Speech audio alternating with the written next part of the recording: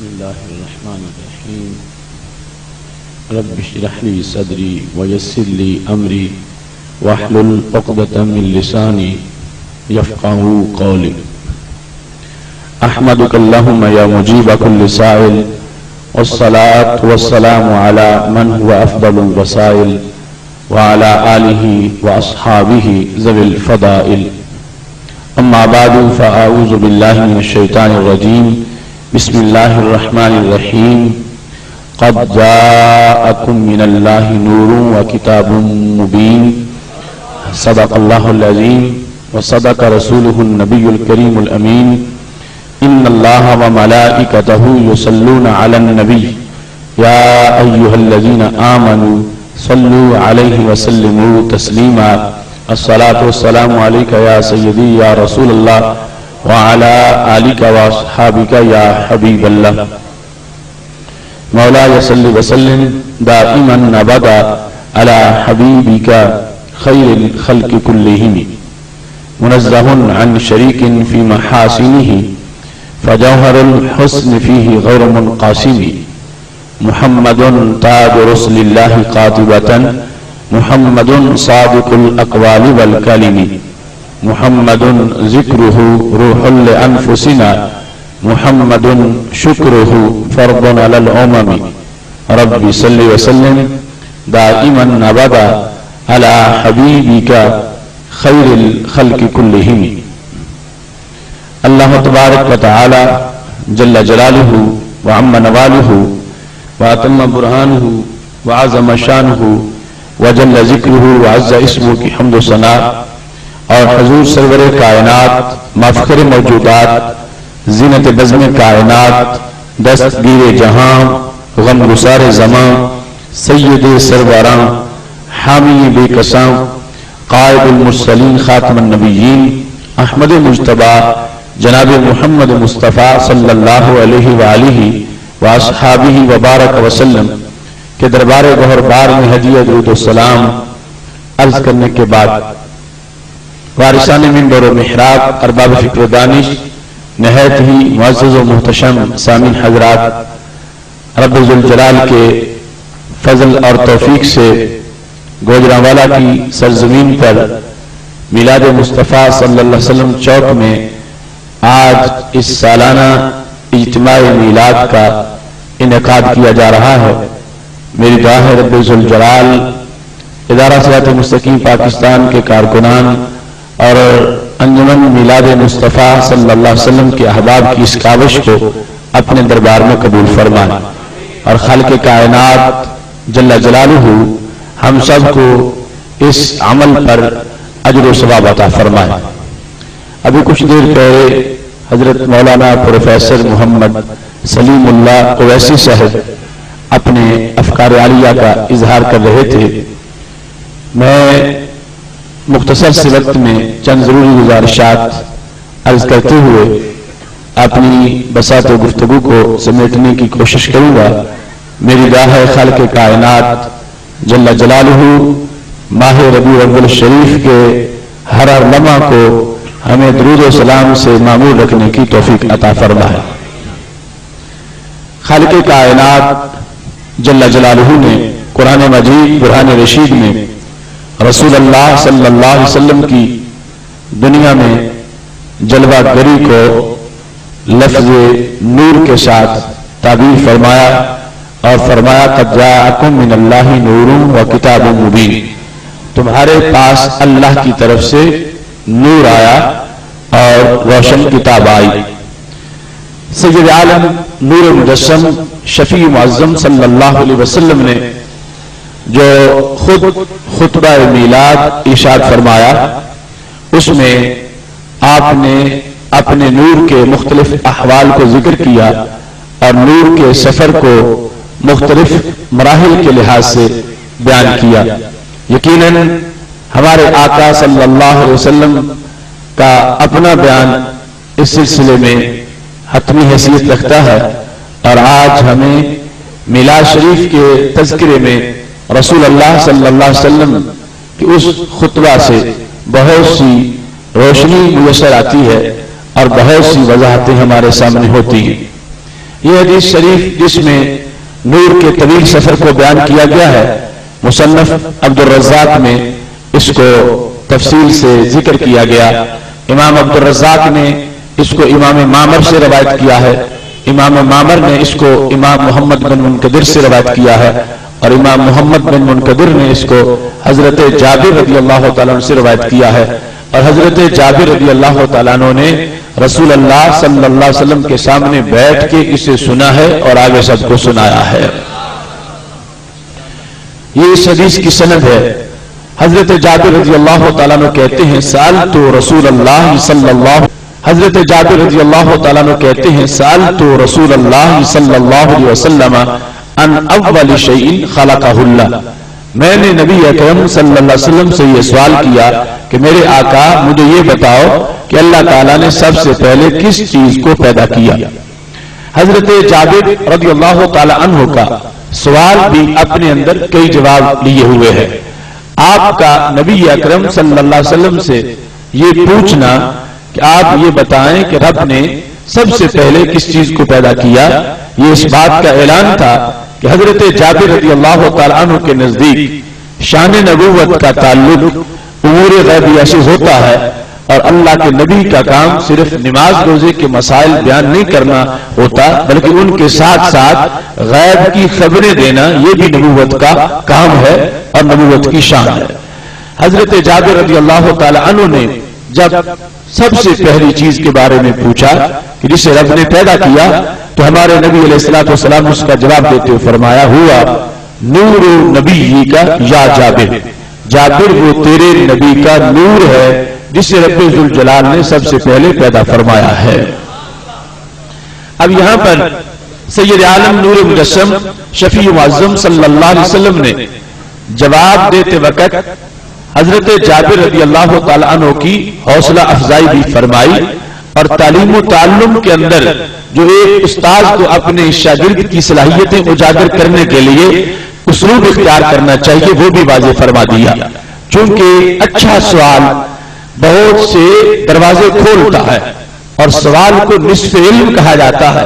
تو حضرت جابر رضی اللہ تعالی عنہ نے چونکہ پوچھا اور آگے ایسا سلسلہ شروع ہو گیا کہ شاید حضرت جابر رضی اللہ تعالی عنہ اگر نہ پوچھتے تو قیامت تک یہ باتیں کسی کو معلوم نہ ہوتی، نہ سرکار بیان فرماتے نہ لوگوں تک پہنچتی۔ حضرت جابر رضی اللہ تعالی عنہ نے در رسالت پہ دستک دی ہے اور سرکار نے دروازہ کھول دیا ہے، اور صرف ایک نہیں ایسے ہزاروں امور ضمن بیان کر دیے ہیں کہ آج بھی اور قیامت تک بھی اگر انسان اپنے ذرائع سے وہ علوم حاصل کرنا چاہتا تو اسے کبھی بھی وہ علوم حاصل نہ ہوتے جو محبوب علیہ السلام نے ایک خطبے میں اپنی امت کو عطا فرما دیے ہیں۔ تو کیسے حوصلہ افزائی فرمائی؟ میں اور آپ ہم غلامی رسول صلی اللہ علیہ وسلم پر فخر کرنے والے ہیں، اور ہم کہتے ہیں سرکار ہمارے نبی ہیں۔ ہم اپنے آپ کو اللہ کے محبوب حضرت محمد مصطفیٰ صلی اللہ علیہ وسلم کی طرف منسوب کریں تو اپنی معراج سمجھتے ہیں کہ ہم عام لوگ نہیں، ہم رسول اللہ صلی اللہ علیہ وسلم کے غلام ہیں اور سرکار ہمارے نبی ہیں۔ محبوب علیہ الصلوۃ والسلام کو ہم اپنا نبی کہیں تو اس سے ہماری عزت ظاہر ہوتی ہے، ہمیں مقام ملتا ہے، لیکن اس انسان کا کتنا اونچا مقام ہے، سرکار فرمائے میں تیرا نبی ہوں۔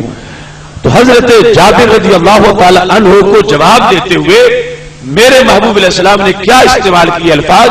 فرمایا ہوا نور و نبی کا یا جابر، اے جابر وہ تیرے نبی کا نور ہے جسے اللہ نے سب سے پہلے پیدا فرمایا ہے۔ اپنے آپ کو جابر کا نبی کہہ کر جو نبی علیہ الصلوۃ والسلام نے ذکر کیا تو یہ تھا ان کے اوپر دست کرم اور ان کے ساتھ شفقت کا اظہار، اور اس بات کا اعلان کہ سید عالم نور مجسم شفیع معظم صلی اللہ علیہ وسلم نے صرف ان کے سوال کو پسند ہی نہیں فرمایا بلکہ سوال پر آپ نے ان کو انعام بھی عطا فرما دیا ہے۔ اب اس کے بعد جس وقت بات شروع ہو گئی تو عمومی طور پر یہی ہوتا ہے کہ جتنا سوال ہو اتنا ہی جواب ہوتا ہے اور اس پر اکتفا کر دیا جاتا، مگر ہمارے آقا صلی اللہ علیہ وسلم کا دربار ایسا ہے وہاں اگر کوئی مال مانگتا ہے تو سرکار مال بھی یوں دیتے ہیں کہ میرے کریم سے گر قطرہ کسی نے مانگا دریا بہا دیے ہیں، دربے بہا دیے ہیں. مال دینے کے لحاظ سے بھی طلب سے زیادہ دے دیتے ہیں، ایسے کسی نے سوال کیا ہے تو پھر بھی طلب سے زیادہ عطا فرما دیتے ہیں تاکہ دیگر مسائل کا بھی حل ہو جائے. انہوں نے پوچھا تھا رب نے سب سے پہلے کس چیز کو پیدا کیا؟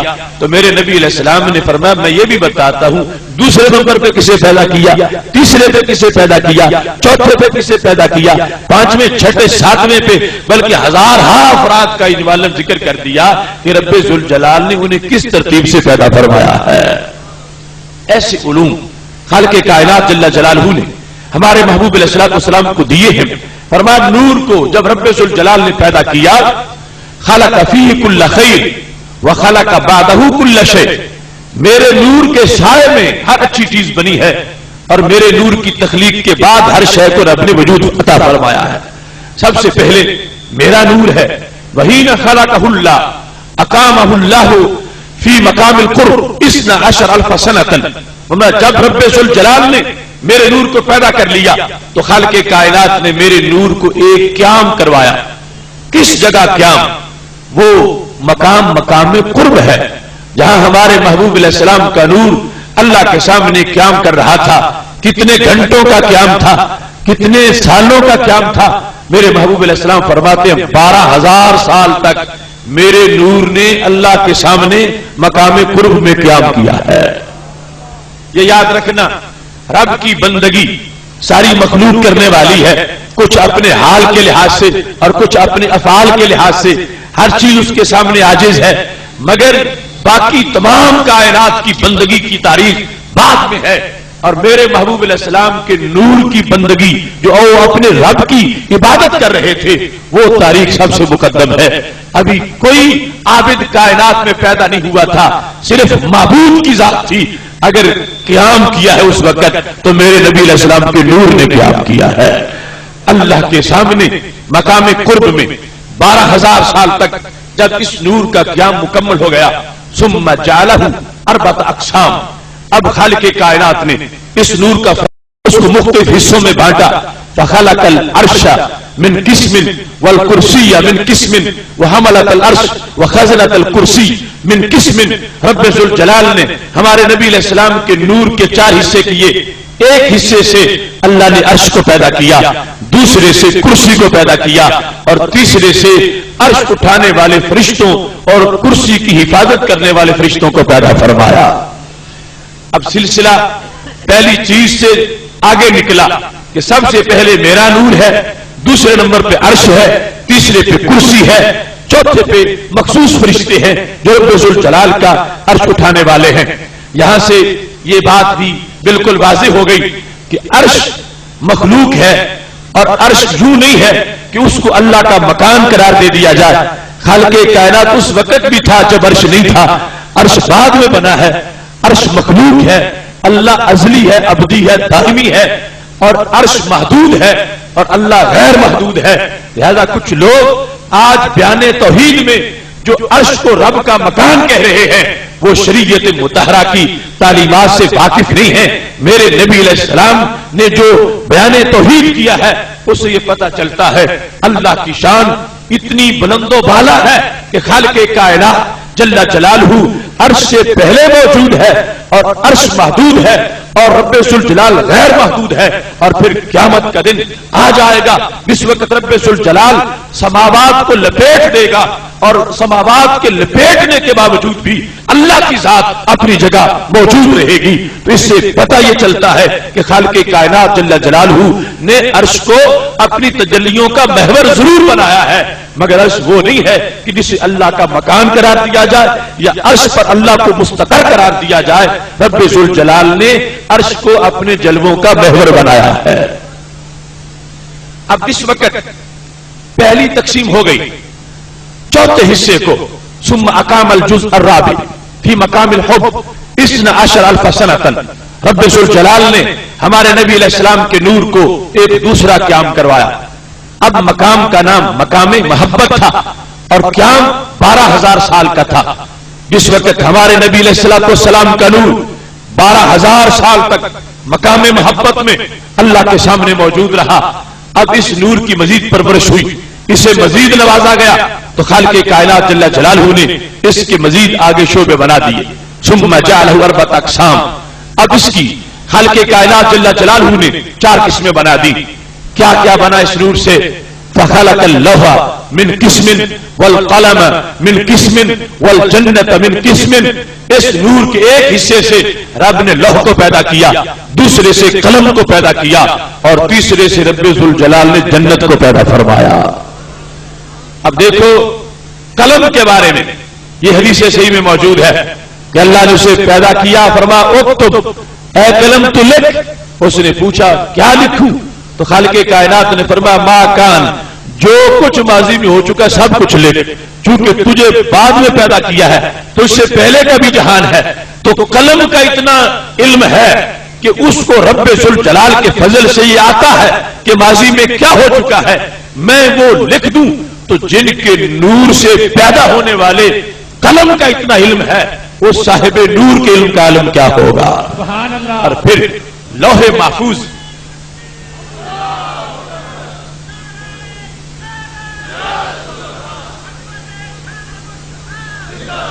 لوح محفوظ وہ لوح ہے کہ جس کے اندر اتنے علوم ہیں کہ انسان تصور نہیں کر سکتا. لیکن وہ لوح میرے نبی علیہ الصلوۃ والسلام کے نور سے مخلوق ہے، نور سے بنی ہے. یہی تھا فلسفہ امام بوصیری کے سامنے جب انہوں نے یہ کہا تھا وَمِنْ عُلُومِكَ عِلْمُ اللَّوْحِ وَالْقَلَمِ.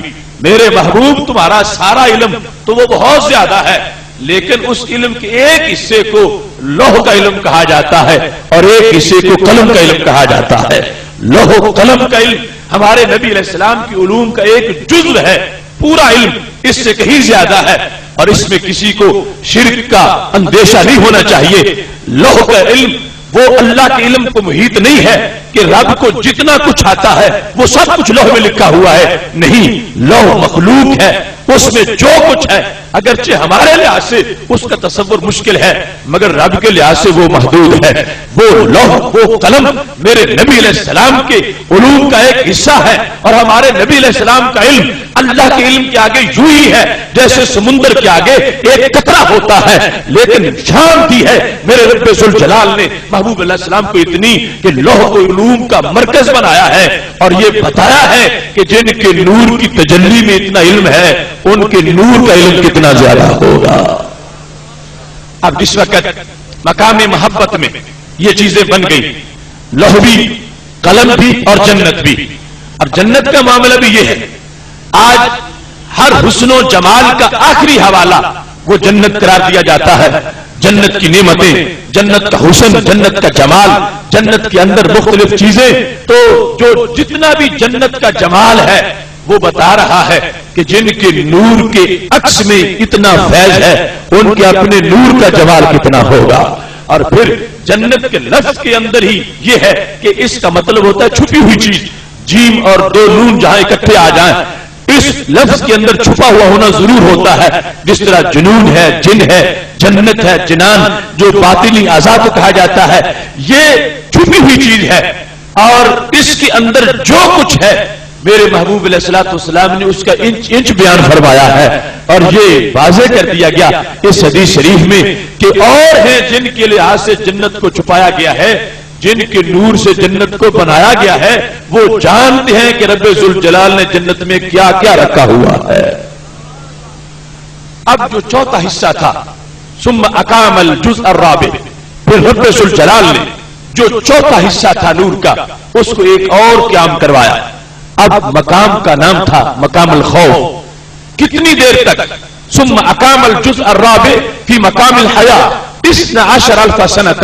رب ذوالجلال نے اپنے نبی علیہ السلام کے نور کے اس چوتھے حصے کو پھر مقام خوف میں قیام کروایا.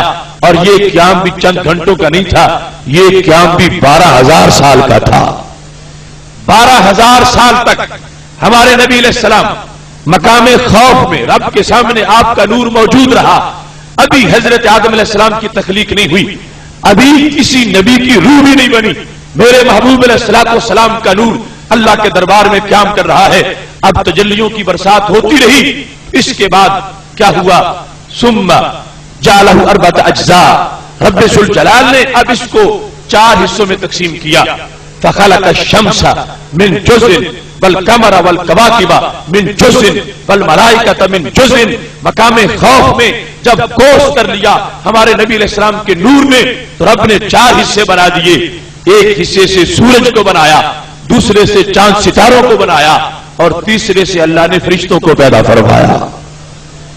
ایک خاص فرشتے ہیں جو عرش کو اٹھانے والے ہیں, وہ تو 4تھے نمبر پہ پیدا ہو گئے, لیکن عمومی فرشتے جو ہیں ان کو شمس و قمر کے بعد پیدا کیا. اب یہاں سے بھی پتا چلتا ہے کہ کیا اجالے ہیں میرے محبوب علیہ السلام کے. روزانہ سورج نکل کے ان کے نور کو سلام کرتا ہے, ہر چاند ابھرتا ہے تو ان کی چاندنی کا احترام کرتا ہے, اس واسطے کہ چاند کو چمکنا سکھایا ہے تو ہمارے نبی علیہ السلام کے نور نے سکھایا ہے. سورج کو روشنی دی ہے تو ہمارے محبوب علیہ السلام کے نور نے روشنی دی ہے.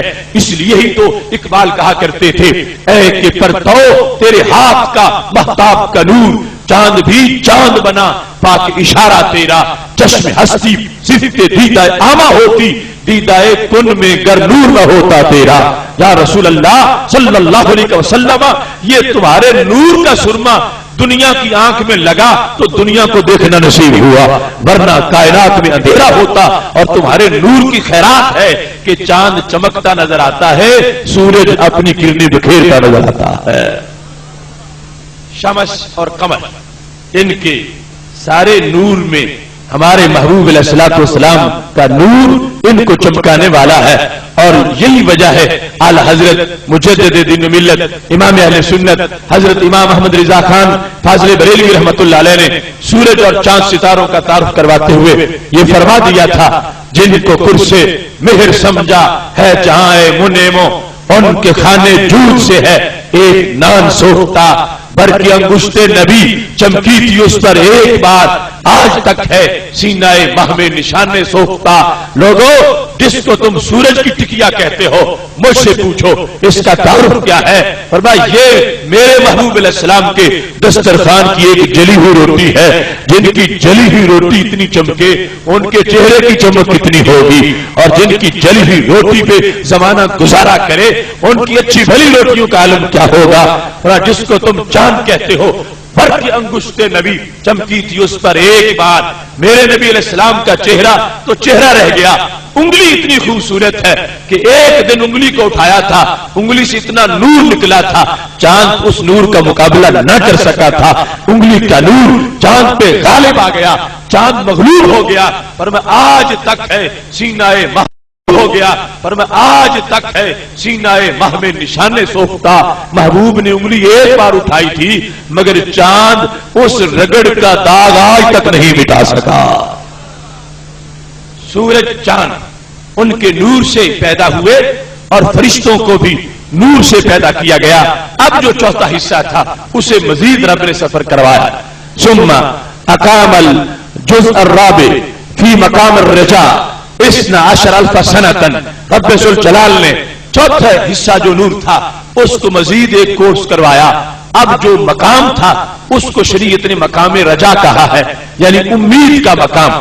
خوف بھی امید بھی, امید کے مقام میں بھی میرے نبی علیہ السلام کا نور 12,000 سال تک اللہ کے سامنے موجود رہا. اب جس وقت 12,000 سال گزر گئے تو پھر ثم جعل اربعۃ اقسام, رب نے اس کی 4 قسمیں کر دی. فخلق العقل من قسم, ایک حصے سے رب نے عقل کو پیدا کیا. والعلم والحکمت من قسم, دوسرے سے علم و حکمت کو پیدا کیا.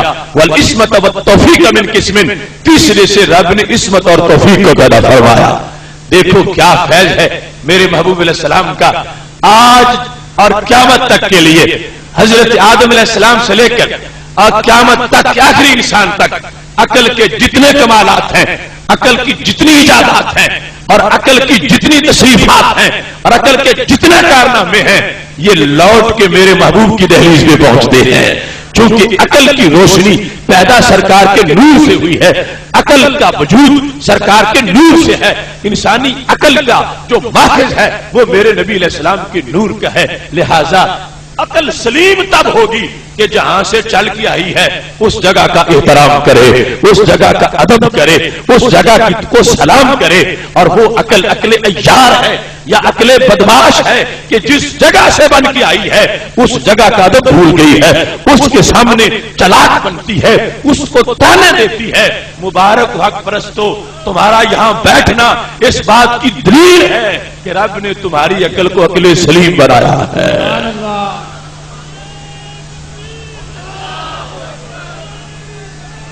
یا رسول اللہ، یا رسول اللہ. لوگ کہتے ہیں کبھی امتی عمل میں نبی سے بڑھ بھی جاتا ہے، تو یہاں فیصلے بتا رہے ہیں کیسے بڑھے گا.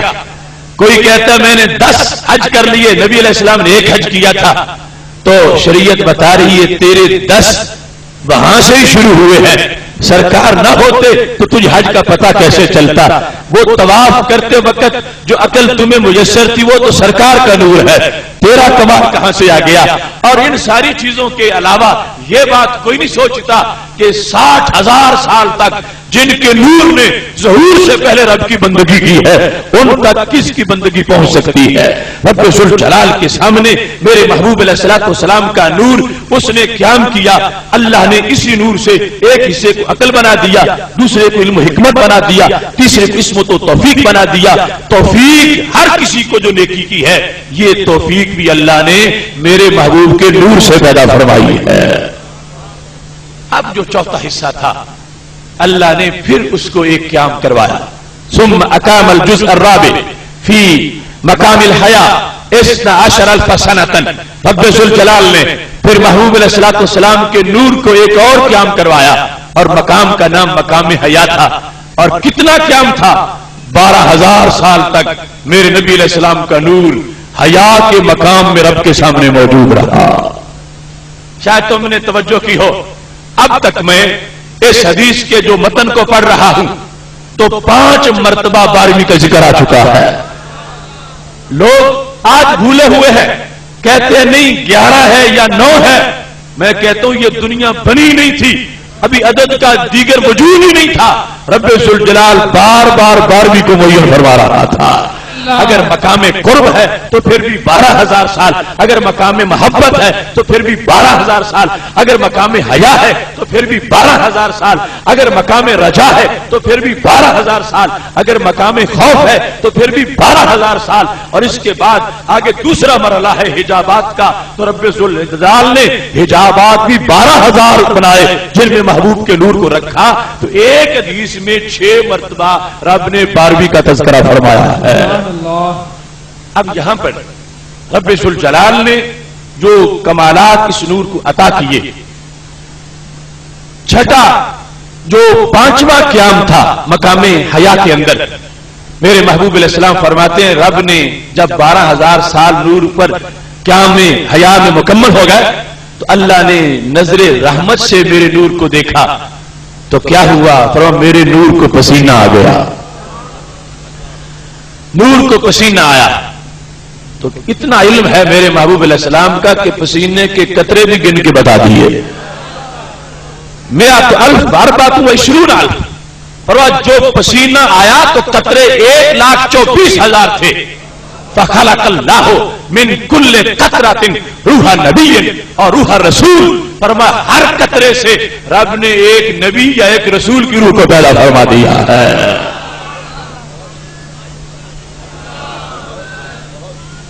یا رسول اللہ.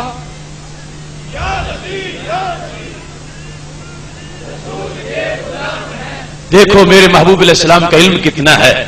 کون سی سائنس تھی جو یہ باتیں بتاتی؟ کون سا رائٹ وزڈم تھا جس سے انسان کو یہ پتا چلتا کہ نبی کی روح پیدا کہاں سے ہوئی ہے؟ کون سا وہ زینت تھا جس سے انسان ایسے علم کی چھت تک پہنچ سکتا تھا جو فلسفیوں سے کھل نہ سکے اور نکتہ وروں سے حل نہ ہوئے؟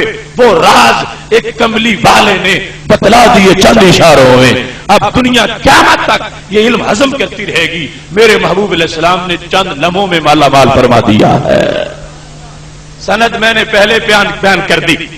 امام عبد الرزاق جیسا عظیم انسان، انہوں نے امام معمر سے، امام معمر نے امام محمد بن منقدر تابعی سے، انہوں نے حضرت جابر صحابی سے یہ بات سنی، جن میں کوئی راوی کمزور نہیں ہے، ہر راوی اپنے وقت کا امام ہے، اور محبوب علیہ السلام کی تقریر، سرکار کی تقریر کو انہوں نے حضرت جابر نے امام محمد تک پہنچایا، امام محمد نے معمر تک، معمر نے وہ عبد الرزاق تک اس کو پہنچا دیا۔ یہ اس امت کی شان ہے کہ وہ تقریر جو حضرت جابر نے سنی تھی چلتے چلتے پیپلز کالونی کے چوک میں آ پہنچی ہے، لفظ بھی وہی ہے۔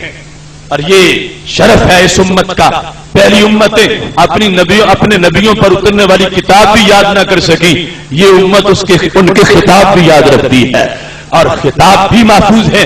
میرے محبوب علیہ الصلوۃ والسلام نے فرمایا جس وقت میرے نور کو پسینہ آ گیا تو قطرے تھے 1,24,000، رب نے ایک قطرہ بھی ضائع نہیں ہونے دیا، ہر قطرے سے یا نبی کی روح کو پیدا کیا یا رسول کی روح کو پیدا فرمایا ہے۔ سبحان اللہ۔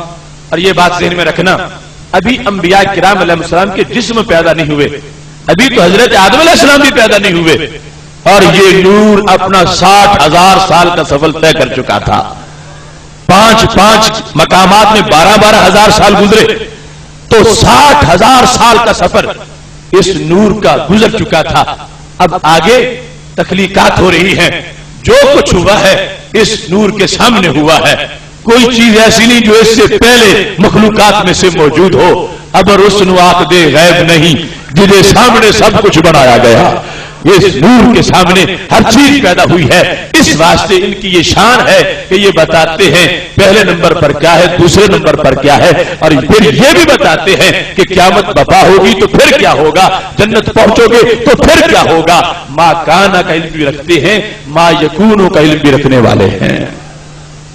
اب جس وقت انبیاء کرام علیہ السلام کی روحیں پیدا ہو گئیں تو کیا ہوا، فرمایا ثم تنفست ارواح الانبیاء، نبیوں کی روحوں نے مل کے سانس لی تو کیا ہوا، خلق اللہ منها الاولیاء والسعداء والشہداء والصدیقین والمطیعین الی یوم القیامہ۔ فرمایا جب روحوں نے سانس لیا تو اس سانس سے رب نے ولیوں کی روحوں کو پیدا کیا، شہیدوں کی روحوں کو پیدا کیا، صدیقین کی روحوں کو پیدا کیا، مطیعین کی روحوں کو پیدا کیا، قیامت تک کے نمازیوں کی روحوں کو پیدا کیا، قیامت تک کے حاجیوں کی روحوں کو پیدا کیا، قیامت تک کے روزے داروں کی روحوں کو پیدا کیا۔ یہ میرے نبی علیہ السلام کا فیض ہے، ہر گل میں ہر شجر میں محمد کا نور ہے۔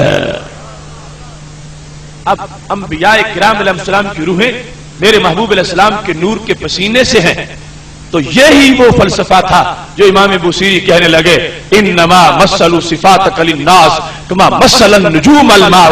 میرے محبوب تمہاری شان یہ ہے کہ رب ذوالجلال نے تمہیں اتنا عظیم بنایا ہے کہ جس کی وجہ سے یہ شان تمہاری ہے کہ ہر دور کے اندر اگرچہ آپ سب سے آخر میں آئے ہو، لیکن جب بھی جلسے ہوئے ہیں محبوب تمہارا تذکرہ ضرور ہوا ہے، خواہ امت حضرت آدم علیہ السلام کی تھی، خواہ امت حضرت عیسیٰ علیہ السلام کی تھی۔ فرمایا وہ نبی اگرچہ نبوت میں مستقل تھے، نبوت ان کی اپنی اپنی تھی، مگر جو کچھ لوگوں کو دکھا رہے تھے محبوب وہ فیض تمہارا تھا۔ انما مثل صفاتک للناس، تمہاری صفتیں وہ لوگوں کے سامنے پیش کرتے رہے۔ کیسے؟ جیسے آسمان پہ ستارے چمک رہے ہو، زمین پہ پانی کھڑا ہو تو پانی میں ستارے نظر آ جاتے ہیں، نیچے نظر آتے ہیں، حالانکہ نیچے نہیں ہوتے اوپر ہیں۔ محبوب آپ نے آنا تھا صدیوں بعد 12ویں کی رات کو، مگر نبیوں کے چہرے اتنے ظاہر تھے، ہر نبی کے چہرے میں 12ویں کا چاند نظر آ رہا تھا۔ انما نعرہ رسالت، جشن عید میلاد النبی، آمد مصطفیٰ، حضور نور مجسم۔ محتشم شامل حضرات، اب دیکھو کچھ لوگ اس پر گھبرا گئے کہ یہ یہاں سے تم بیان شروع کر دیتے ہو حضرت آمنہ رضی اللہ تعالی عنہا کی گود میں انہوں نے جنم لیا، نور نکلا، جہان روشن ہو گیا، ان باتوں کو بیان کرنے کی ضرورت نہیں، یہ میلاد پڑھنے کی ضرورت نہیں۔ میں کہہ رہا ہوں تم سے یہ برداشت نہیں ہو رہا، سرکار نے تو ہزاروں سال کا میلاد بیان کیا ہے، وہ نور وہاں سے چلا جہاں جہاں پہنچا، جو جو شاخیں نکلی، خود سرکار نے بیان کیا کہ یہ ہے میرا پس منظر، وہاں سے نور چل کے آیا ہے، اور یہ ہے نور کی عمر، اور یہ ہے وہ میلاد کا تذکرہ جو میرے محبوب علیہ السلام اپنی زبان سے خود فرمانے والے ہیں۔ اب اس وقت یہاں تک بات پہنچ گئی تو پھر خالق کائنات جل جلالہ کے محبوب حضرت محمد مصطفیٰ صلی اللہ علیہ وسلم نے ایک مرتبہ اپنی گفتگو کی سمری بیان کر کے حضرت جابر کو پوری طرح مسئلہ سمجھا دیا۔ کیا فرمانے لگے؟ فالعرش من نوری والکرسی من نوری والملائکۃ من نوری والانبیاء والرسل من نوری والجنت وما فیہا من النعیم من نوری۔ جابر یاد رکھنا، عرش بھی میرے نور سے، کرسی بھی میرے نور سے، لوح بھی میرے نور سے، قلم بھی میرے نور سے، فرشتے بھی میرے نور سے، کروبی بھی میرے نور سے، روحانی بھی میرے نور سے، صدیق بھی میرے نور سے، شہید بھی میرے نور سے، اور جنت اور جو کچھ جنت میں ہے سب کچھ رب نے میرے نور سے پیدا فرمایا۔ سبحان اللہ، اللہ اکبر، یا رسول اللہ، زندہ باد۔ اب دیکھو، جو منکر ہو جائے نبی علیہ السلام کے نور کا، اس کو اس نور کی پروڈکشن کی امید کیوں ہے؟ جنت تو اس نور کی ایک جھلک ہے۔ جو منکر نور ہے اس کو جنت سے کیا رشتہ، اور اس کا جنت سے کیا تعلق، اور وہ جنت کا امیدوار کس لیے ہے؟ جن کی ایک شاخ کی تڑپ رکھتا ہے، اصل اس مرکز کو مانتے ہی نہیں ہے۔ مبارک ہو حق پرستو، تمہیں جنت کی امید بھی ہے، اور جن کے صدقے، جن کے نور سے جنت بنی ہے، اس نور کے نعرے بھی لگانے والے ہو۔ محتشم سامعین حضرات، اب اگلا مضمون شروع ہو گیا۔ ہمارے آقا صلی اللہ علیہ وسلم فرمانے لگے ثم خلق اللہ 12,000 حجاب۔ یہ ہے چھٹی مرتبہ 12ویں کا ذکر اس حدیث۔ پھر اللہ نے 12,000 حجاب پیدا کیے، 12,000۔ فَأَقَامَ نُورِي فِي كُلِّ حِجَابٍ 1000 سنہ، اور اللہ نے ہر حجاب میں میرا نور 1000 سال رکھا۔ کتنا لمبا سفر ہے نور کا، کتنی عمر ہے اس نور کی۔ 60,000 سال تو پہلے گزر گیا، اب رب نے 12,000 حجاب پیدا کیے، اور ہر حجاب میں محبوب علیہ السلام کا نور 1000 سال تک رکھا۔ سکون، صبر، اطمینان، یقین کے مزید کورس کروائے، اس نور کو اتنا مالا مال کیا۔ پہلے بھی اپنے خاص جلووں سے پیدا کیا، پھر جلووں پر اوپر جلوے گرائے۔ یہی وجہ ہے کہ رب ذوالجلال نے سنگل نور نہیں کہا، بلکہ کہتا ہے سورہ نور میں نور علی نور، یہ نور کے اوپر نور ہے۔ ایک وہ نور جسے پہلے پیدا کیا، دوسرا وہ نور جو سارے مقامات میں رب کا نور اس نور کو سیراب کرتا رہا۔ اتنا بڑا نور اور جامع نور۔ سوال پیدا ہوتا تھا، یہاں تو انکار کی کوئی گنجائش ہی باقی نہیں بچی۔ اس انداز کا نور کہ ہر نور کے پیچھے یہ نور، ہر نور کی اصل یہ نور۔ جعل الشمس ضیاء والقمر نورا، اگر کوئی چاند کو نور مانے پھر بھی حضور کو نور ماننا پڑے گا، اگر کوئی جبریل کو نور مانے پھر بھی حضور کو نور ماننا پڑے گا، تو پھر کوئی انکار کیسے کرے؟ اے اللہ، لوگ آج بھی منکر کیوں ہیں نور کے؟ تو رب نے کہا یہدی اللہ لنورہ من یشاء، نور میں کوئی شک نہیں، مگر رب جسے چاہے اسے اپنے نور کی پہچان کراتا ہے۔ یہدی اللہ لنورہ من یشاء، رب جسے چاہے اسے نور کی ہدایت دیتا ہے۔ یہ ہر کسی کے بس کی بات نہیں، آنکھیں کھول لے اور نور کو ماننا شروع کر دے۔ وہ خاص مزاج ہیں اور پاک خمیر ہیں جن کے اندر اللہ نے نورانیت والا عقیدہ محفوظ فرمایا ہے۔ اس مقام پر 12,000 حجابات میں ہمارے نبی علیہ السلام کے نور نے پھر 1,000 سال قیام کیا۔ اصل میں آخر مقصد کیا تھا؟ رب ذوالجلال ڈائریکٹ پیدا فرما دیتا نور کو، کیونکہ اب تک جو بھی گزری ہے بات یہ حضرت ابراہیم آدم علیہ السلام سے پہلے کا معاملہ ہے، ابھی تک وہ پیدا نہیں ہوئے، اور اس نور نے اتنا سفر کر لیا اور اتنے کورسز کر لیے، تو ایسا کیوں نہ ہوا کہ آدم علیہ السلام سے نور کا سفر آگے شروع ہو جاتا؟ یہ رب ذوالجلال نے جو اتنے 1000 سال تک قیام کروایا اس نور کو، آخر اس کی حکمت کیا ہے؟ یقیناً اللہ کے جو افعال ہیں ان کی حکمتیں وہ خود جانتا ہے، لیکن قرآن و سنت کے مطالعہ سے بعض چیزیں سمجھی جا سکتی ہیں۔ میں نے اس پر تدبر کیا اور جو نصوص قطعیہ کے فیصلے ہیں ان کو پڑھا تو یہ بات سمجھ میں آنے لگی کہ رب ذوالجلال کا ایک ازلی فیصلہ تھا کہ میں نے زمین سے صرف ایک ذات کو اپنے عرش بری پہ بلانا ہے، اور اللہ کو یہ پتا ہے کہ میرا جلال اتنا ہے کہ ایک جلوہ نیچے جا کے طور پہ پڑے تو وہ بھی ریزہ ریزہ ہو جاتا ہے۔ طور عرش پہ نہیں گیا تھا، عرش سے ایک جلوہ نیچے طور پہ آیا تھا، جعلہ دکا، تو طور کو ریزہ ریزہ کر دیا تھا۔ اب اللہ تعالیٰ کو معلوم ہے کہ صرف ایک ذات جو سارے نبیوں کے سردار ہیں، حضرت محمد مصطفیٰ صلی اللہ علیہ وسلم، ان کو میں نے اپنے عرش پہ بلانا ہے، اور بلانا اس لیے ہے کہ وہ میرا دیدار کریں، وہ مزید خوش ہو جائیں، ان کو مزید فیض ملے، ان کی طبیعت مزید حشاش بشاش ہو جائے۔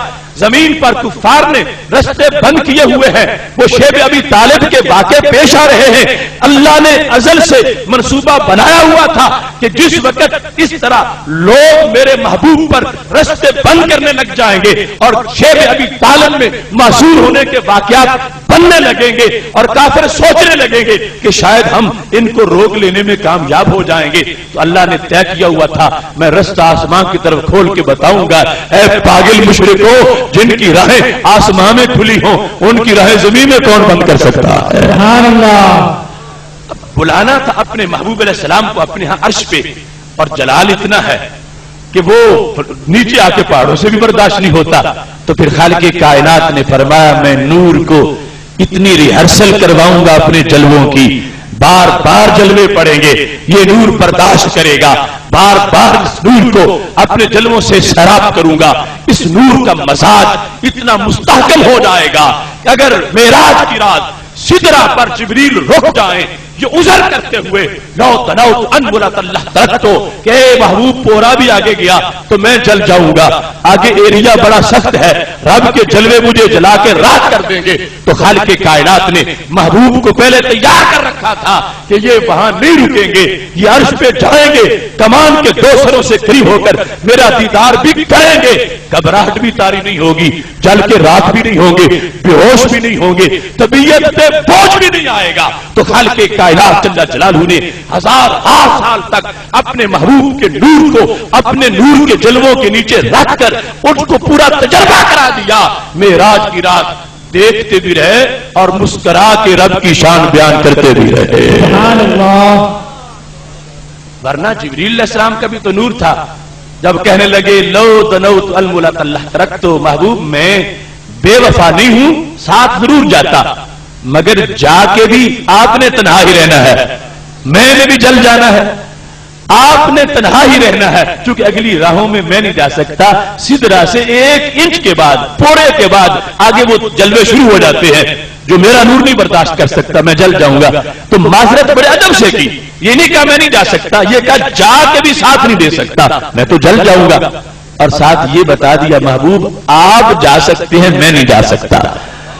اگر جبریل کا عقیدہ یہ ہوتا کہ ان کا نور میرے نور جیسا ہے تو پھر فرض تھا جبریل علیہ السلام پر خیر خائی کرتے، محبوب میں نے بھی جل جانا ہے، آپ نے بھی جل جانا ہے، تو میں امت کا نقصان نہیں کرنا چاہتا، محبوب آپ یہیں سے واپس تشریف لے جائیں، لیکن جبریل کہتے ہیں میں جل جاؤں گا، محبوب آپ گزر جائیں گے، تو جبریل کہہ رہے تھے اے فرشیو بھول نہ جانا ان جیسا بشر بھی کوئی نہیں، ان جیسا نور بھی کوئی نہیں۔ سبحان اللہ۔ یعنی صرف بشری بے مثل نہیں، یہ تو نور بھی بے مثل ہے کہ جہاں نور حضرت جبریل علیہ السلام کا اس تشویش ہے بلکہ واضح کہہ دیا میں جل جاؤں گا، تو محبوب علیہ السلام نے آگے سے تبصرہ کیا کیا، یہ نہیں فرمایا جبریل تو ہی مجھے لے کے آیا ہے اور ایریا یہ تیرا ہے، چونکہ وزیرا یا فی السماء و وزیرا یا فی الارض، اگر زمین میں ہوتا تو میرے وزیر صدیق اکبر ساتھ ہوتے، وزیر میرے عمر فاروق ساتھ ہوتے، یہ ایریا ہے تیرا، میں نے آسمانوں میں تجھے اپنا وزیر بنایا ہوا ہے اور تو سمجھتا ہے حالات کو اور تو بتا رہا ہے کہ اگر آگے تم جاؤ گے تو جل جاؤ گے، تو میں بھی پھر نہیں جاتا، میں بھی جل جاؤں گا۔ اگر سرکار کا اپنا عقیدہ اپنے بارے میں یہ ہوتا کہ میرا نور جبریل کے نور جیسا ہے تو فیصلہ فرما لیتے کہ جبریل یہیں سے واپس چلتے ہیں، لیکن محبوب علیہ السلام نے کیا بتایا، بڑا جبریل اگر کوئی تمہارا کام ہے وہ بتا دو، وہ بھی کروا کے واپس آ جاؤں گا۔ تو رسول اللہ صلی اللہ علیہ وسلم نے اپنی طرف سے خبر دے دی کہ میں مطمئن ہوں، مجھے کوئی گھبراہٹ نہیں، خیر سے جاؤں گا خیر سے واپس آؤں گا، میں جا کے آؤں گا جل کے راکھ نہیں ہو جاؤں گا۔ اس لیے فرمایا جب میں سدرا سے آگے بڑھا خورے کبھی 70,000 حجاب من نور، میرے بدن سے لگ کے 70,000 نور کے پردے پھٹ گئے اور میں نے کمان کے 2 سروں سے قریب ہو کر اپنے رب کی ذات کو دیکھ لیا۔ تو رب ذوالجلال نے جس طرح وہ فرعون کے مقابلے میں حضرت موسیٰ علیہ السلام کو بھیجنے سے پہلے انہیں ایک تجربہ کروا لیا تھا کہ اپنا عصا پھینکو تاکہ پہلے ایک مرتبہ سام مرتے دیکھ لو، ایسا نہ ہو کہ وہاں پہلے دیکھا نہ ہوا ہو تو کوئی دوسری صورتحال بن جائے۔ بلا تمثیل رب ذوالجلال نے یہاں نور کو 1000 سال تک اپنے سامنے رکھ کے اس کو اتنا پکا کیا، اتنا مستحکم کیا، اس انداز میں پاور دی، اس انداز میں فیض دیا کہ جس کا کوئی اندازہ کیسے کر سکتا ہے۔ اب دیکھو پہاڑ کی کتنی طاقت ہوتی ہے، اس میں پختگی کتنی ہوتی ہے، وہ ایک جلوے سے وہ ریزہ ریزہ ہے۔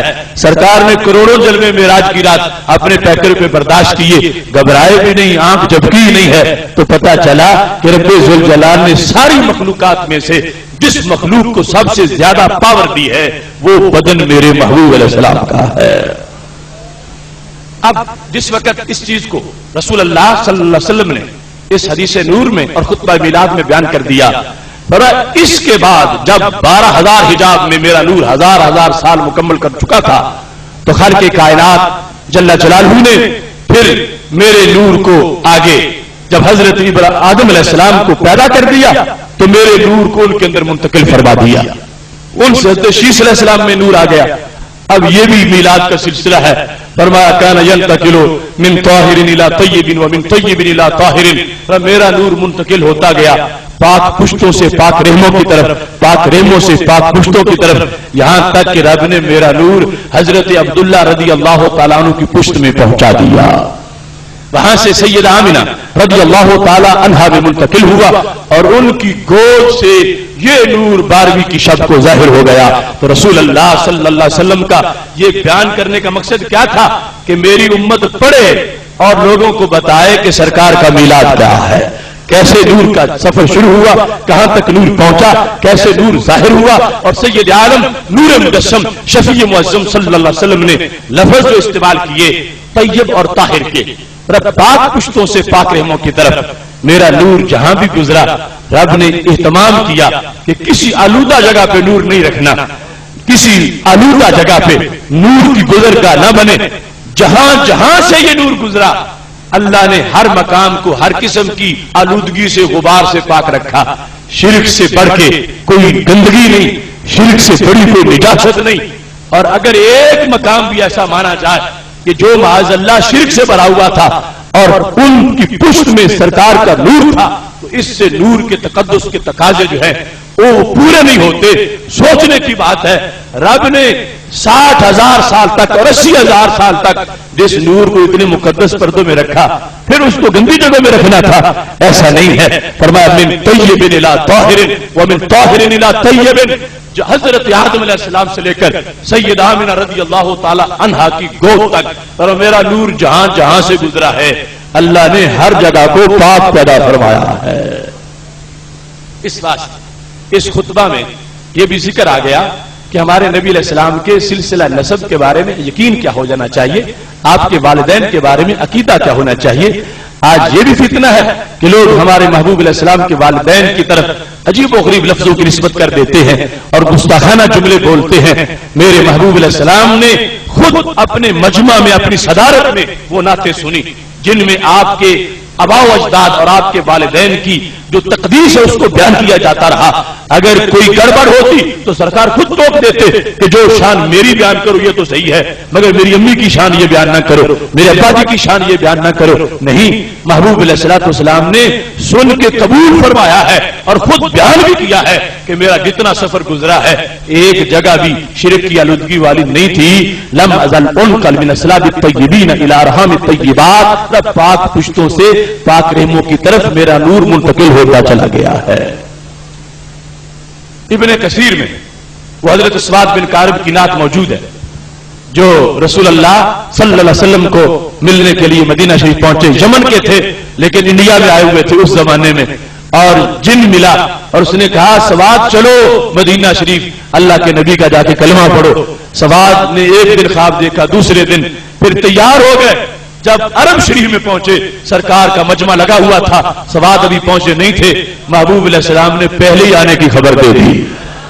اور جب سواد پہنچے فرمایا مرحبا بسواد بالکار، میں تمہیں خوش آمدید کہتا ہوں۔ تو حضرت سواد نے اس وقت جو نعت پڑھی تھی اس میں یہ کہا تھا اشہد ان اللہ لا رب غیرہ وانک مامون علی کل غائب۔ یہ بیان کرتے کرتے حضرت سواد نے یہ لفظ بولے وانک ادنی المرسلین وسیلۃ الی اللہ یبن الاکرمین الاطائب۔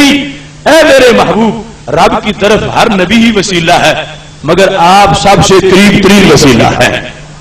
اشہد انا کا، میں یہ گواہی دیتا ہوں کہ آپ کیا ہے، ادنا، ادنا بمانا اقرب ہے، ادنا المرسلین، سارے رسول وسیلہ ہیں مگر آپ وسیلہ ہے سب سے شاٹ، آپ کے ذریعے بندہ جلد رب تک پہنچ جاتا ہے۔ یہاں یہ بھی بات سامنے آ گئی، لوگ کہہ رہے تھے زندہ کا تو وسیلہ جائز ہے اور فوت شدہ کا وسیلہ جو ہے وہ جائز نہیں ہوتا۔ یہاں سارے نبی جنہیں حضرت سواد وسیلہ کہہ رہے تھے وہ دنیا میں آ کے واپس جا چکے تھے۔ ہاں زندہ ہے، وہ حیات ان کی موجود ہے مگر اس دنیا میں موجود نہیں تھے۔ اس کے باوجود جب انہیں وسیلہ کہا گیا اور ان میں سے سرکار کو بڑی شان والا وسیلہ کہا گیا تو سرکار نے یہ نہیں کہا انہیں وسیلہ مت کہو وہ تو جا چکے ہیں، مجھے کہنا جائز ہے وہ دنیا سے جا چکے ہیں۔ سرکار نے یہ تصدیق کر کے واضح کیا اب جو میں تمہارے سامنے بیٹھا ہوں اب بھی وسیلہ ہوں، جب اپنے گنبد خضرا میں ہوں گا پھر بھی وسیلہ ہوں گا، کیونکہ میرے سامنے جب پہلے نبیوں کو وسیلہ کہا گیا تو میں نے تصدیق کر دی ہے۔ کوئی شک نہ کرے نبی ظاہری زندگی میں بھی وسیلہ ہوتے ہیں، نبی بعد از وصال بھی وسیلہ ہوتے ہیں۔ سبحان اللہ۔ اور ضمناً یہ بات آ گئی ہے، میں تو یہ سمجھتا ہوں کہ جو شخص یہ فرق کرے کہ زندہ کا وسیلہ جائز ہے اور فوت شدہ کا جائز نہیں، وہ بندہ خود توحید مخالف گفتگو کر رہا، شرک کا وہ ارتکاب کر رہا۔ اب حدیث صحیح میں موجود ہے کہ جس وقت رسول اللہ صلی اللہ علیہ وسلم دنیا سے تشریف لے گئے، بارش نہیں ہوتی تھی تو حضرت عمر رضی اللہ تعالی عنہ نے اللہ کے دربار میں وسیلہ پیش کیا۔ بخاری شریف میں حدیث ہے کہ اے اللہ ہم تیرے نبی کے چچا کے ذریعے سے تجھ سے بارشیں مانگ رہے ہیں، بے ام نبی کا، محبوب علیہ السلام کے چچا جی کا نام تیرے دربار میں پیش کر رہے ہیں، اللہ ان کی وجہ سے بارش نازل فرما دے۔ اب اس سے کچھ لوگوں نے یہ دلیل بنا لی، کہتے ہیں دیکھو چونکہ نبی علیہ السلام جا چکے تھے دنیا سے تو اب نبی علیہ السلام کے چچے کے ذریعے سے وسیلہ کیا گیا، اگر جائز ہوتا بعد از وصال تو سرکار کا نام لیا جاتا، سرکار کے چچا جی کا نام نہ لیا جاتا۔ تو محدثین نے کہا نہیں، اصل میں مقصد یہ ہے لوگوں یاد رکھنا، اگرچہ سرکار کے وسیلے جیسا کوئی وسیلہ نہیں ہے مگر یہ نہ رکھنا ذہن میں کہ صرف آپ ہی کا وسیلہ جائز ہے اور کسی کا جائز نہیں۔ حدیث یہ ثابت کر رہی تھی جسے بھی سرکار کی نسبت ملی ہے اسی کا وسیلہ پیش کیا جا سکتا ہے۔ حضرت عمر تو یہ ثابت کرنا چاہتے ہیں کہ وسیلے کا دائرہ وسیع بڑا ہے، اللہ کے دربار میں آپ کی بھی بڑی ویلیو ہے، آپ کے خاندان کی بھی بڑی ویلیو ہے، آپ کے غلاموں کی بھی بڑی ویلیو ہے۔ اب یہاں پر جو شخص یہ تفریق کرتا ہے کہ ہم وسیلہ مان لیتے ہیں مگر زندہ کا مانیں گے فوت شدہ کا نہیں مانیں گے، شرک کا وہ ارتکاب کر رہا اس واسطے کہ زندہ کا وسیلہ ہونا اور مردہ جو فوت شدہ اس کا وسیلہ نہ ماننا، آخر اس کی بیس کیا ہے کہ کچھ زندہ نے رب کے ساتھ تعاون کر لینا ہے اور فوت شدہ تعاون نہیں کر سکتا چونکہ فوت ہو گیا ہے، تو مطلب بنا کہ وسیلہ زندہ کا پیش کیا گیا تو کچھ کام رب کرے گا کچھ وسیلے والا کرے گا، تو دونوں مل کے بندے کی مشکل حل کریں گے۔ تو شرک تو اس بندے نے کیا کہ جو یہ تفریق کر رہا ہے کہ زندہ ہو تو پھر تو وسیلہ جائز ہے، فوت ہو جائے چونکہ اب مدد کے قابل نہیں رہا تو اب اللہ ہی کرے گا، زندہ ہے تو اللہ اور بندہ دونوں مل کے کریں گے۔ یہ فرق بنا موت اور حیات کا، شرک کا دروازہ کھلا. ہم اہل حق یہ واضح کرتے ہیں کہ زندہ بھی اللہ کا کوئی تعاون نہیں کرتا اور فوت شدہ بھی جب وسیلہ اس کا پیش کیا جا رہا ہو وہ اللہ کی کوئی مدد نہیں کرتا. کرتا سب کچھ خدا ہے. وسیلے کا مطلب یہ ہے کہ اللہ کے دربار میں کچھ لوگوں کی عزت بڑی ہوتی ہے, ان کی وجہ سے رب کام کر دیتا ہے, اور اس میں کوئی اختلاف نہیں ہے. عزت زندہ کی بھی ہوتی ہے, عزت اللہ کے دربار میں اللہ والوں کی بعد از وصال بھی ہوتی ہے. یہ نہیں ہے کہ جب تک زندہ ہے پھر تو ویلیو ہے اور دنیا سے چلے جائیں ان کی ویلیو کم ہو جائے. نہیں, جس کی زندگی میں ویلیو ہے اس کی بابل مثال بھی ویلیو ہے. تو وسیلے کا تعلق ویلیو کے ساتھ ہے, وسیلے کا تعلق اللہ کے اسسٹنٹ ہونے کے لحاظ سے نہیں ہے. اس بنیاد پر ہمارا مسلک ہے جو شرک سے پاک ہے, اور جو یہ کہے زندہ کا جائز ہے اور فوت شدہ کا ناجائز ہے وہ شرک کا ارتکاب کر رہے ہیں. اس واسطے کہ وہ زندہ کو سمجھتے ہیں کہ اللہ کے ساتھ مل کے کچھ کام کروا دے گا اور مل کے کام کر لیں گے, شرکت سے بات پوری ہو جائے گی, اس کو جائز قرار دے رہے ہیں. فوت شدہ کو مدد کے قابل نہ سمجھ کے ناجائز قرار دے رہے ہیں. ہم نے نہ کسی زندہ کو رب کا شریک مانا ہے اور نہ کسی فوت شدہ کو رب کا شریک مانا ہے. ہم نے کہا کرتا وہی ہے مگر اپنوں کے نام کی وجہ سے بہتر عطا فرما دیتا ہے. محتشم صاحب حضرات, اب بات چل رہی تھی رسول اللہ صلی اللہ علیہ وسلم کے والدین کی, تو حضرت کارب نے شعر پڑھا کیا, اشہدو, یہ ساتھ لگ رہا ہے ساتھ ہر ایک کے, انک ادنی المرسلین وسیلۃ الی اللہ, رب کی طرف سارے رسولی وسیلہ ہیں لیکن ان میں سے آپ سب سے بڑا وسیلہ ہے. آپ کون ہیں؟ کیا نام لے کر حضرت سواد نے سرکار کو خطاب کیا؟ کہنے لگے یا, جس کا معنی اے ابن الاکرمین, اے کرم والے ماں باپ کے بیٹے, یا ابن الاکرمین, اور پھر اکرمین نہیں کہا, اکرمین کہا. کیا سارا سلسلہ نسب, یا ابن الاکرمین العطائبی, اکرم بھی کہا اطیب بھی کہا. اے وہ محبوب جن کا سارا سلسلہ نسب, سارے باپ دادے پردادے جتنی مائیں ہیں وہ کون ہیں؟ وہ اکرم بھی ہیں, وہ اطیب بھی ہیں. اور اکرم کون ہوتا ہے؟ اللہ فرماتا ان اکرمکم عند اللہ اتقاکم, جو سب سے پرہیزگار ہوتا ہے وہ اکرم ہوتا ہے. تو ماننا پڑے گا ان کا صرف ایمان ہی نہیں تھا, ایمان کے ساتھ اللہ نے پرہیزگاری میں بھی اونچا مقام عطا فرمایا تھا. ابن کثیر کے اندر یہ موجود ہے, درجنوں اور حوالے اس کے موجود ہیں. تو میرے محبوب علیہ السلام کے سامنے حضرت سواد نے جب نبی علیہ السلام کے والدین کی اور سارا سلسلہ نسب جو حضرت آدم علیہ السلام تک ہے سب کو حضرت سواد نے کہا وہ اکرم ہے, وہ اطیب ہے, اور محبوب تم ان کی اولاد ہو, تم عظیم لوگوں کی اولاد ہو. تو سرکار نے یہ نہیں فرمایا میری بات کر, میرے ماں باپ کی بات نہ کر, جس طرح آج کچھ لوگ کہتے ہیں کہ سرکار دو عالم نور مجسم شفیع معظم صلی اللہ علیہ وسلم کے والدین ماشاء اللہ ان کے بارے میں انہوں نے عجیب عجیب داستانیں کر رکھی ہیں. یہ میرے محبوب علیہ السلام کا مجمع ہے جہاں صحابی نعت پڑھ رہے ہیں, سرکار کی شان بھی بیان کر رہے ہیں, سرکار کے والدین اور پورے سلسلہ نسب کا ایمان بھی بیان کر رہے ہیں.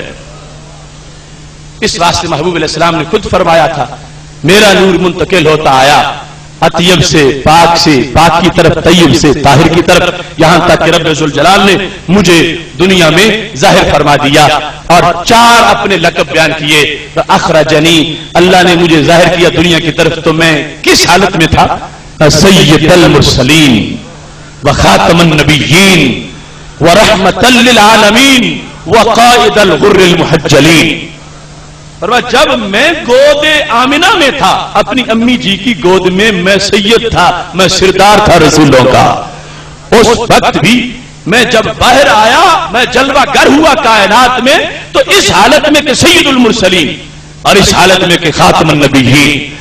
2 اپنے عہدے بیان کیے نبیوں اور رسولوں کے لحاظ سے, رسولوں کا سردار اور نبیوں کا خاتم, اور تیسرا ساری کائنات کے لحاظ سے رحمت للعالمین, رحمت سارے جانوں کے لیے, اور چوتھا اپنے غلاموں کے لحاظ سے اس کا بیان فرما دیا. قائد الغر المحجلین, خاص کر کے اب رحمت تو ہے سارے جانوں کی, یہ غلام اپنا علیحدہ کیا رشتہ ظاہر کریں. تو محبوب علیہ السلام نے فرمایا قائد الغر المحجلین, مجھے رب نے نور والے چہرے امتیوں کا لیڈر بنایا ہے. قائد غر المحجلین، غر سفیدی ہے جو گھوڑے کے ماتھے میں ہوتی ہے، محجل اس کے قدموں کی سفیدی ہے، اور استعارتاً عربی میں نور والے کو یہ کہا جاتا ہے۔ ہمارے نبی علیہ السلام کا یہ فرمان ہے بخاری شریف میں، انتم الغر المحجلون، قیامت کے دن اور کوئی امت نہیں ہے کہ جس کے وضو والے اعضاء چمکیں، میرے غلاموں تمہارے ہی صرف چمکیں گے، تمہارے چمکیں گے۔ پوچھا جا رہا تھا محبوب قیامت کے دن اربوں لوگ ہوں گے اور ہمیں یہ انتظار ہوگا کہ ہم پہ نظر کرم فرماؤ، تو ہم دور دور سے آپ کو نظر کیسے آئیں گے؟ تو سرکار نے فرمایا تم چھپ کیسے سکو گے؟ انتم الغر المحجلون، میدان محشر میں چہرے صرف تمہارے چمکیں گے، میدان محشر میں ہاتھ صرف تمہارے چمکیں گے، اور میدان محشر میں قدم صرف تمہارے چمکیں گے۔ یہ انداز ہوگا نور والوں کا، اور جو بیر ہے جن کا نور سے ان کے چہرے کیسے چمکیں گے؟ سرکار کے صدقے قیامت کے دن امت کو بھی یہ نور مل جائے گا، سارے چہرے بھی چمک رہے ہوں گے، ہاتھ بھی۔ اور یہ خصوصیت ہے، اب وضو تو پہلی امتیں بھی کرتی رہی، ان کا وضو وقتی تھا، نماز پڑھی، وضو جب تک رہا، اثر اس وقت رہا، لیکن جو ہمارا وضو ہے اس کا اثر قیامت کے دن بھی باقی رہے گا۔ اور محجل لوگ، فرمایا میں قائد ہوں، میں اس امت کا لیڈر ہوں، اس امت کا نبی ہوں کہ جن کے چہرے قیامت کے دن چمک رہے ہوں گے، قیامت کے دن چہروں میں موجود نور چمک رہا ہوگا۔ تو محبوب علیہ السلام نے حدیث نور کے اختتام پر یہ واضح کر دیا کہ میرے نور کو ماننا، اس میں فائدہ میری امت کا اپنا ہے، کیونکہ میں نے نور بن کے، نور پھیلا کے امت کو بھی نور عطا کر دیا ہے کہ قیامت کے دن جب سب کے دیے پھٹ چکے ہوں گے، میری امت کے چہرے پھر بھی چمک رہے ہوں گے۔ یہاں تک پہنچ کے اب وہ جو سوال شروع میں تھا اس کو دوہرا کے حضرت جابر کو مزید حوصلہ دیا، ہاکذا کان بدء نور نبی کا یا جابر، جابر یوں رب نے تیرے نبی کے نور کو پیدا فرمایا تھا۔ ایک سوال کیا، کتنا لمبا جواب دیا، کرم کتنا ہے ہر لحاظ سے، اور پھر ان کو آخر میں پھر حوصلہ دیا، اپنے آپ کو ان کا نبی کہہ کے پکارا۔ اس طرح رب نے اے جابر تیرے نبی کے نور کو پیدا کیا۔ کروڑوں سلام ہیں میرے محبوب علیہ السلام کے نام کو، اور کروڑوں احترام ہے حضرت جابر کے لیے کہ جنہوں نے مسئلہ پوچھا اور قیامت تک کے لیے نور کا ایک جہان آباد کر دیا۔ ہر طرف نور ہی نور، اور ہر طرف نور نبی صلی اللہ علیہ وسلم کے جلوے نظر آ رہے ہیں۔ یہ صرف ایک حدیث شریف میں نے آج کے اجتماع کے لحاظ سے آپ کے سامنے پیش کی۔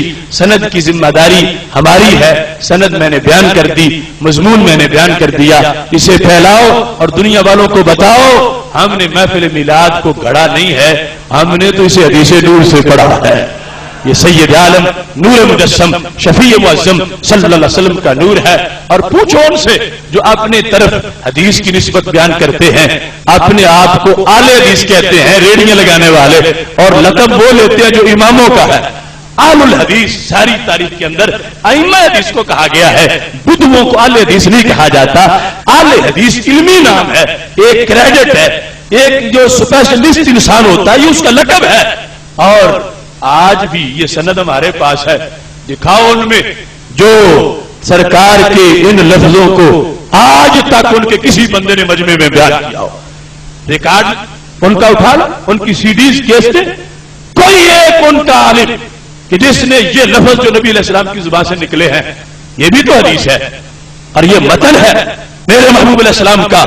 میں پورے وصول سے چیلنج کر رہا ہوں، جتنی بھی وہ ضروریت ہے، ایک انسان بھی آپ کو ایسا نہیں ملے گا کہ جس نے سرکار کا یہ فرمان اوپر سے کیا کتاب سے دیکھ کے بھی سنایا ہو۔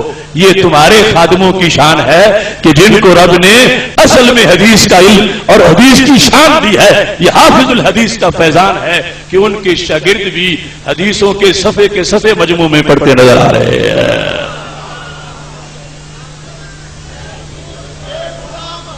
محتشم سامعین حضرات، یہ ڈیوٹی ہے ایک دین کے خادم کی، اور یہ علماء کرام ہمارے سرمایہ ہیں جو اس وقت اس میں اسٹیج پہ ہیں، ان کے علاوہ بھی جو دن رات دین کی خدمت کر رہے ہیں، اللہ ان سب کو سلامت رکھے۔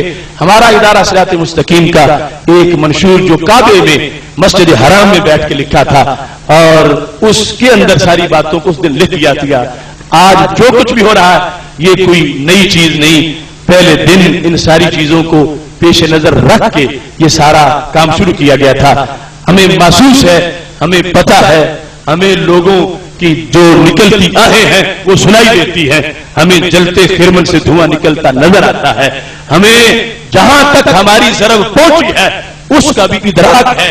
اس واسطے ہمارا ایک اپنا طریقہ ہے، ان لوگوں کا اپنا طریقہ ہے، اپنا شیوا ہے کہ اندھیروں میں جلاتے ہیں چراغ اور ان کی مرضی ہے زمانے میں یہی رات رہے. تو ہم نے رات ختم کرنے کے لیے، دن لانے کے لیے ادارہ